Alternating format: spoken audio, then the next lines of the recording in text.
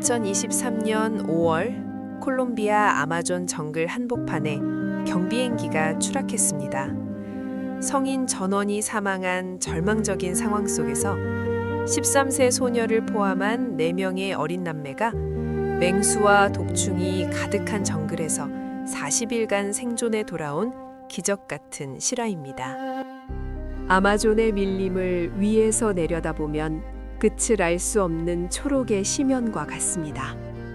그 거대한 잎사귀들이 일렁이는 바다 아래로 들어서는 순간 빛은 자취를 감추고 시간은 습한 공기 속에 박제된 듯 멈춰버립니다.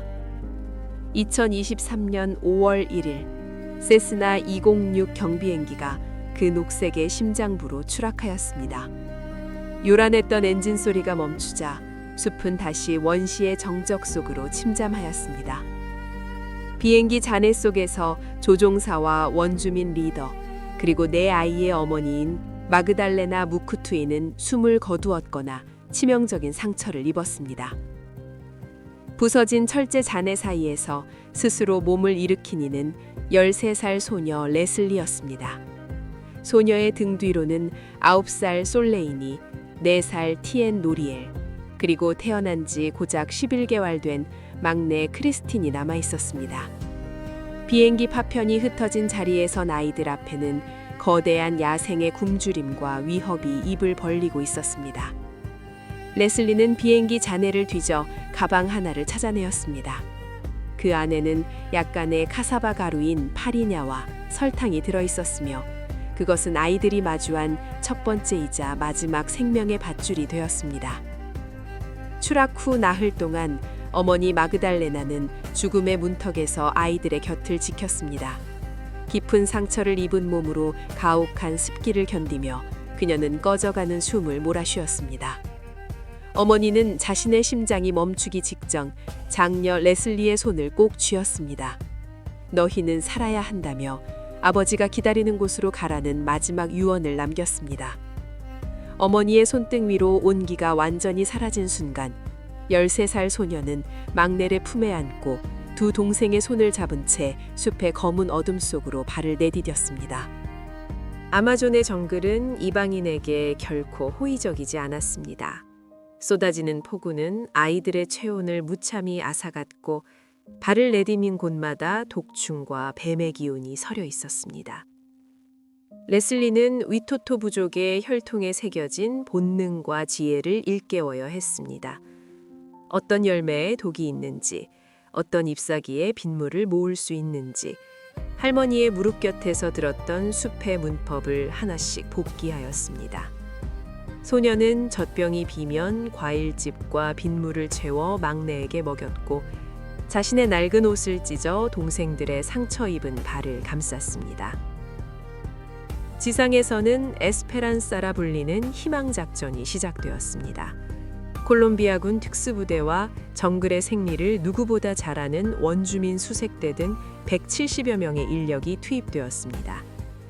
첨단 장비가 동원되었으나 울창한 밀림의 장막은 모든 전파를 무력화하였습니다.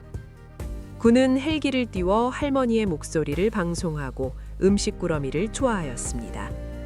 그러나 아이들은 하늘에서 들려오는 거대한 소음을 포식자의 신호로 인식하여 더 깊은 숲을 속으로 몸을 숨겼습니다. 수색 2주차, 팀은 아이들의 발자국과 버려진 젖병을 발견하며 희망의 끈을 놓지 않았습니다. 수색견 윌슨이 아이들의 흔적을 쫓다 숲속으로 실종되는 등 고통스러운 난항이 계속되었습니다. 군인들은 전술 지도를 보며 길을 찾았고 원주민들은 숲의 영혼에게 길을 물으며 전진하였습니다. 이들은 서로의 다른 방식을 존중하며 인종과 신념을 초월한 동맹을 이어갔습니다.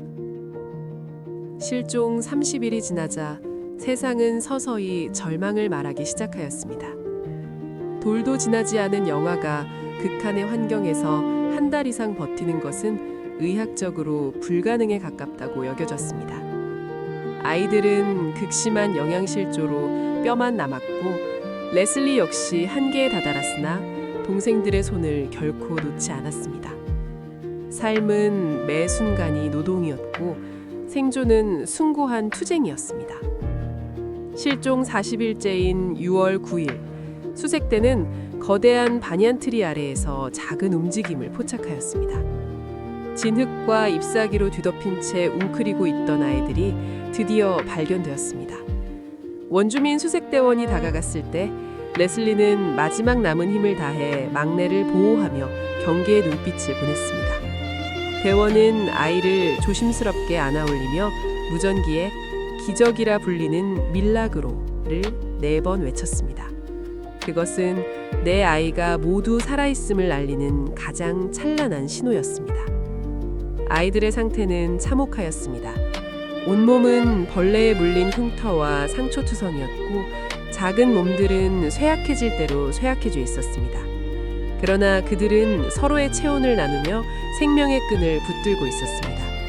특히 11개월 된 크리스틴이 생존할 수 있었던 것은 밤마다 추위를 막아주고 음식을 으깨어 입에 넣어준 레슬리의 헌신적인 돌봄 덕분이었습니다.